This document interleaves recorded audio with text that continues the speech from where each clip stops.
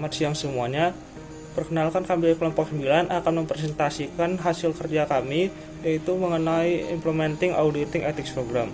Kelompok kami terdiri atas 4 orang, yaitu saya sendiri, Mikael Bintang, lalu ada Niken Nur Fitriana, lalu ada Yuni Anggita, dan yang terakhir ada Alma Jutigas Anissa Darajati.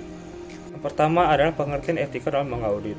Etika dalam auditing adalah evaluasi sistematis terhadap program etika dan kinerja organisasi untuk menentukan apakah itu efektif atau tidak.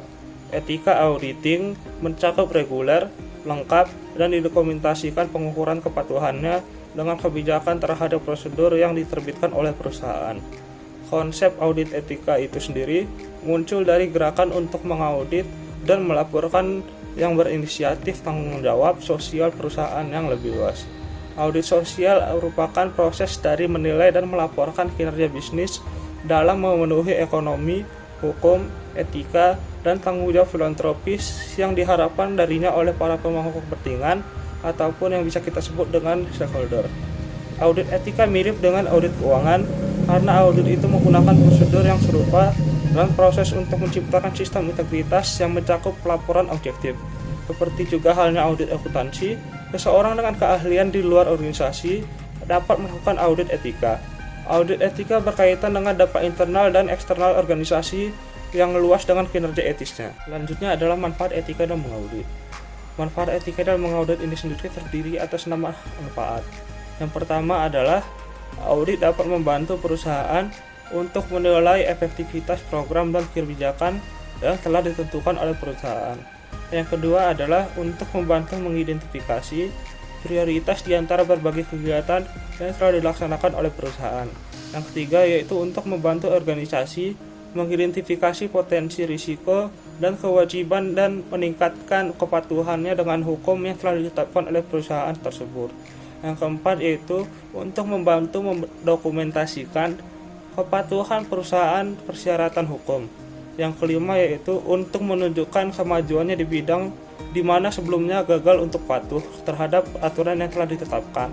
Yang keenam yaitu untuk membantu mencegah terjadinya krisis pelanggaran etika atau hukum, krisis yang berpotensi untuk menghancurkan perusahaan lebih besar daripada bencana alam ataupun gangguan teknologi. Selanjutnya adalah manajemen dan pemulihan krisis etis. Manfaat signifikan dari audit etika adalah dapat membantu mencegah krisis yang diakibatkan oleh perilaku etis atau hukum yang berpotensi lebih merusak daripada bencana alam tradisional ataupun gangguan teknologi. Sama seperti perusahaan mengembangkan rencana manajemen krisis untuk merespon dan pulih dari bencana alam, mereka juga harus mempersiapkan diri untuk bencana etika yang dapat mengakibatkan tidak hanya biaya hukum dan keuangan yang substansial, tetapi juga mengganggu operasi rutin, kelompokan karyawan, mengurangi produktivitas, dan menghancurkan reputasi organisasi, serta mengikis kepercayaan para pemangku kepentingan. Antisipasi dan intervensi yang tepat dapat mencegah bencana organisasi. Perencanaan kontingensi seperti menilai risiko, rencana kejadian potensial, dan menyediakan alat yang siap untuk menghadapi krisis etika. Proses perencanaan pemulihan bencana etika melibatkan penilaian nilai-nilai organisasi, mengembangkan program etika, melakukan audit etika, dan mengembangkan rencana darurat untuk potensi bencana etika. Selanjutnya adalah mengukur kinerja non-keuangan. Meskipun banyak fokus regulasi etika perusahaan dan kepatuhan didorong oleh langkah-langkah keuangan, integritas organisasi juga harus fokus pada non-finansial bidang kinerja. Di sisi lain, sudah ada beberapa model untuk menangkap kinerja etis struktural dan perilaku organisasi yang sudah dikembangkan, yaitu Six Sigma, Balance Scorecard, dan Triple Bottom Line.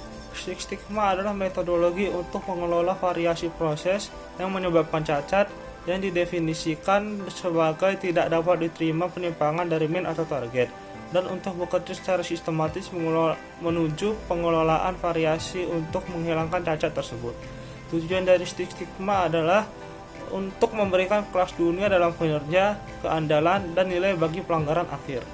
The Balance Scorecard adalah sistem manajemen yang berfokus pada semua elemen yang berkontribusi pada kinerja organisasi dan kesuksesan, termasuk proses keuangan, pelanggan, pasar, dan internal. Tujuannya adalah untuk mengembangkan perspektif yang lebih luas tentang faktor kinerja dan budaya pembelajaran dan pertumbuhan yang meningkatkan semua komunikasi organisasi. Triple bottom line memberikan perspektif yang memperhitungkan sosial, lingkungan, dan dampak finansial dari keputusan yang dibuat dalam organisasi. Saat membuat komitmen untuk meningkatkan tanggung jawab sosial, keberlanjutan atau beretika, perusahaan mempertimbangkan dan menerapkan pelaporan triple bottom line untuk mengonfirmasi investasi dan inisiatif tersebut untuk mendukung kesuksesan dan menerapkan nilai-nilai organisasi.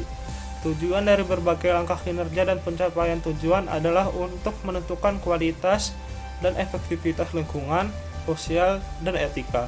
Banyak yang percaya bahwa ada keuntungan yang melekat direalisasikan oleh perusahaan dengan budaya etis yang kuat dan komitmen lingkungan yang dibayar kembali tidak hanya dalam komitmen pelanggan, tetapi juga dalam menghindari publisitas negatif dan biaya yang terkait dengan kesalahannya dari perusahaan tersebut. Risiko dan persyaratan dalam audit etika. Simple portfolio presentation. Meskipun pengaudit etika memberikan banyak manfaat bagi perusahaan dan pemangku kepentingan, mereka juga memiliki potensi untuk menciptakan risiko. Proses audit memaksakan beban, terutama yang berkaitan dengan pencatatan dan biaya untuk perusahaan yang melakukannya. Auditor, meskipun langkah yang bijaksana, tidak memberikan jaminan bahwa risiko etis dan tantangan bisa dihindari.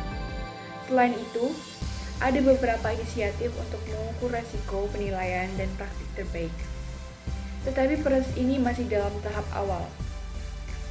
Meskipun etika dan tanggung jawab sosial didefinisikan dan dipahami secara berbeda oleh berbagai pemangku kepentingan, inti dari semua itu adalah standar minimum untuk perkembangan kinerja etis. Proses audit. Terdapat beberapa pendekatan perusahaan dalam melakukan proses audit, seperti pendekatan organisasi terhadap program dan respon etika untuk meningkatkan tanggung jawab sosial. Audit etika untuk perusahaan harus bersifat khusus yang mencerminkan ukuran, industri, budaya perusahaan, dan risiko yang teridentifikasi, serta lingkungan peraturan beroperasi. Dengan demikian, audit etika untuk masing-masing akan berbeda-beda. Masing-masing memiliki masalah regulasi yang berbeda dan risiko yang berasal dari sifat bisnisnya. Komitmen aman dari manajer dan dewan direksi. Langkah pertama dalam melakukan audit adalah mengamankan komitmen manajemen puncak perusahaan. Dan jika itu adalah perusahaan publik, juga termasuk dewan direksinya. Banyak isu terkait dengan masalah tata kelola perusahaan seperti kompensasi, opsi saham, dan konflik kepentingan. Audit etika dapat menunjukkan bahwa suatu perusahaan telah mengambil langkah-langkah untuk mencegah pelanggaran yang dapat berguna dalam kasus-kasus di mana gugatan perdata menyalahkan perusahaan dan direkturnya atas kesalahan karyawan. Lingkup proses audit. Penentuan ruang lingkup audit tergantung pada jenis bisnis, risiko yang dihadapi oleh perusahaan, dan peluang yang tersedia untuk pengelola etika. Audit etika umumnya melibatkan membandingkan kinerja etis, organisasi dengan tujuan, nilai, dan kebijakannya. Proses audit harus mencakup peninjauan terhadap pernyataan misi saat ini dan tujuan strategis. Tinjau misi organisasi, nilai, sasaran, dan kebijakan serta tetapkan prioritas etis. Audit etika umumnya melibatkan membandingkan kinerja etis organisasi. Audit etika yang efektif harus meninjau semua sistem ini dan menilai kekuatan dan kelemahan mereka. Bersamaan dengan langkah ini dalam proses audit, perusahaan harus menetapkan prioritas etisnya. Menentukan prioritas ini adalah tindakan penyeimbangan karena mengidentifikasi kebutuhan dan menilai prioritas masing-masing pemangku kepentingan bisa menjadi sulit. Karena mungkin tidak ada persyaratan hukum untuk prioritas etis, tergantung pada proses perencanaan strategis manajemen untuk menentukan risiko. Standar yang sesuai dan komunikasi dengan pemangku kepentingan diperlukan untuk menangani permasalahan etika. Kumpulan dan analisis informasi relevan. Langkah selanjutnya dalam kerangka kerja audit etika adalah mengidentifikasi alat atau metode untuk mengukur kemajuan perusahaan dalam meningkatkan keputusan dan perilaku etis karyawan. Dalam langkah ini, perusahaan harus mengumpulkan informasi yang relevan untuk setiap bidang masalah yang dituju. Beberapa teknik untuk mengumpulkan bukti mungkin melibatkan pemeriksaan dokumen internal dan eksternal, mengamati proses pengumpulan data, dan menginformasikan informasi dalam catatan akuntansi organisasi. Setelah data ini dikumpulkan, perusahaan harus membandingkan persepsi internal dengan yang ditemukan selama tahap penilaian pemangku kepentingan dan merangkum semua temuan ini. Selama fase ini, komite audit harus menarik beberapa kesimpulan tentang informasi yang diperolehnya. Selanjutnya adalah verifikasi hasil. Langkah ini adalah memilih atau bekerja sama dengan pihak independen seperti konsultan audit sosial atau etika, firma akuntansi keuangan yang menawarkan jasa audit sosial, atau kelompok minat khusus nirlaba dengan pengalaman untuk verifikasi hasil analisis data. Langkah terakhir dalam kerangka kerja ini adalah laporan temuan dengan menerbitkan laporan audit etika. Ini melibatkan laporan pertemuan audit melalui laporan formal kepada pihak-pihak internal yang relevan, yaitu pihak Dewan Direksi dan Eksekutif Puncak, serta apabila disetujui kepada pemangku kepentingan eksternal. Meskipun beberapa perusahaan lebih suka untuk tidak merilis hasil upaya audit mereka kepada publik, namun lebih lanjut perusahaan memilih untuk membuat laporan mereka tersedia bagi kelompok pemangku kepentingan yang luas. Kemudian peran strategis dari audit etika. Audit etika seperti audit keuangan harus dilakukan secara teratur sebagai respon terhadap masalah yang melibatkan atau mempertanyakan prioritas dan perilaku perusahaan. Seperti yang telah disebutkan sebelumnya, audit dapat bersifat dan mencangkup semua etika dan tanggung jawab sosial di area bisnis. Audit etika dapat menimbulkan beberapa masalah. Mereka bisa jadi mahal dan memakan waktu, dan memilih auditor mungkin akan sulit apabila objektif. Personel yang berkualifikasi tidak tersedia. Karyawan terkadang takut akan evaluasi komprehensif, terutama oleh orang luar. Dan di kasus seperti ini, audit etika bisa sangat mengganggu. Meskipun demikian, kinerja audit etika dapat menghasilkan banyak manfaat, seperti yang kita lihat di bab ini.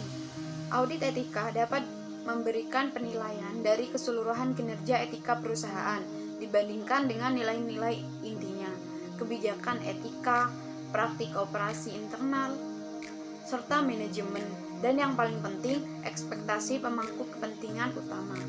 Dengan demikian, laporan etika dan audit sosial adalah alat manajemen yang berguna untuk membantu perusahaan mengidentifikasi dan menentukan dampaknya dan memfasilitasi peningkatan yang penting. Proses audit juga dapat membantu perusahaan memenuhi pernyataan misi mereka dengan cara-cara yang meningkatkan laba dan mengurangi risiko. Dengan demikian, audit dapat menunjukkan di mana peningkatan praktik operasi dapat meningkatkan laba. Studi kasus, Chantal telah bergabung di perusahaan Butterfly selama 13 tahun. Awalnya dia menjadi asisten staf pembeli, kemudian dipromosikan menjadi staf pembeli. Beberapa tahun kemudian, ia dipindah ke kantor perusahaan. Selama masa jabatan Chantal, perusahaan ini tumbuh dengan kurang lebih 500 karyawan hingga akhirnya mencapai 35.000 karyawan. Perusahaan ini berkembang di seluruh dunia dan membuka kantor di setiap benua. Begitu banyak karyawan dengan budaya yang berbeda, bahasa, zona waktu, dan beragam klien dari berbagai negara. Masing-masing dengan realitas politiknya sendiri-sendiri membuat kehidupan perusahaan menjadi lebih rumit. Bagi Chantal, kondisi perusahaan saat ini seperti kecepatan angin puyuh yang telah menjadi awan hitam. Artinya, perusahaan sedang tidak baik-baik saja. Kadang, Chantal mendengar bahwa beberapa pemasok Butterfly di Puerto Rico menganiaya pekerjanya. Dan di lokasi lain, produk Butterfly membawa perubahan lingkungan, budaya lokal, serta peran gender, karena para pekerja cenderung merupakan perempuan, maka anak-anak mereka menjadi terabaikan dan dibiarkan berjuang sendirian. Terdapat beberapa kasus di negara lain yang menjual produk Butterfly dengan layanan yang tidak memadai, bahkan sangat buruk. 6 bulan lalu, Chantal mendengar karyawan pabrik mengalami pemotongan gaji, sementara dalam beberapa kasus karyawan yang lain tidak mengalaminya. Dia mulai memperhatikan aliansi politik yang dibangun antara pemasaran, keuangan, manufaktur, dan kantor pusat. Karena setiap produk dioperasikan secara mandiri, maka entitas pembuat laba masing-masing dijaga dan dikomunikasikan sendiri. Mengetahui hal tersebut bisa meningkatkan keuntungan serta meningkatkan pembayaran secara keseluruhan. Chantal bukan satu-satunya orang yang mengetahui bahwa Butterfly membutuhkan bimbingan di berbagai daerah, tetapi tidak ada yang melangkah maju. Kemudian dia makan siang bersama dengan presiden perusahaan Butterfly, Jermaine. Pada saat itu dia mengatakan bahwa perusahaan tidak seperti dulu lagi. Dulu dia mengenal karyawannya dengan baik, bahkan seperti keluarganya. Namun sekarang tidak. Dia mencari orang yang mampu menangani permasalahan perusahaan saat ini, dan dia menunjuk Chantal untuk menjadi komite etika, dan diharapkan Butterfly menjadi kepercayaan dari masyarakat baik luar maupun dalam perusahaan. Di sini Chantal menerima tawaran promosi jabatan tersebut. Pertanyaan untuk studi kasus. 1. Prioritaskan isu yang Butterfly tuju. Bagaimana bisa sebuah program etika mengatasi persoalan masalah ini? Menurut kelompok kami, program etika dapat mengatasi masalah tersebut dengan cara melakukan perubahan yang signifikan dari perusahaannya sendiri, seperti merubah budaya perusahaannya yang mulai melenceng dan tidak benar, serta menempatkan individu yang tepat dijadikan sebagai pemimpin karena pemimpin sangat berpengaruh terhadap etika bisnis suatu perusahaan. Jika pemimpin menciptakan budaya etika yang baik, maka karyawan juga akan mengikuti budaya etika tersebut. 2. Kembangkan garis besar tentang siapa yang harus berada di komite etika baru dan jelaskan apa langkah pertama yang harus dituju komite untuk menerapkan program etika yang efektif. Menurut kelompok kami yang telah berdiskusi, Chantal sudah tepat untuk ditempatkan di komite etika baru karena memiliki karakter dan etika yang baik untuk dijadikan sebagai seorang pemimpin. Langkah utama yang harus dilakukan komite untuk menerapkan program etika yang efektif adalah menciptakan pola kepemimpinan yang etis dan melakukan kajian resiko untuk mengungkapkan hal penting guna membantu pembuatan pedoman perilaku untuk para karyawannya. 3. Haruskah komite etika yang baru mengaudit etika? Jika iya, kapan sebaiknya audit ini dilakukan? Jika tidak, mengapa tidak? Menurut kelompok kami, komisi etika yang baru perlu mengaudit etika karena dengan adanya pengauditan dapat ditinjau ulang mengenai nilai, sasaran, dan kebijakan dari perusahaan tersebut, sehingga akar dari permasalahan dapat ditemukan dan dapat menemukan solusinya. Sebaiknya audit ini segera dilakukan apabila adanya pergantian pemimpin seperti dalam kasus Chantal.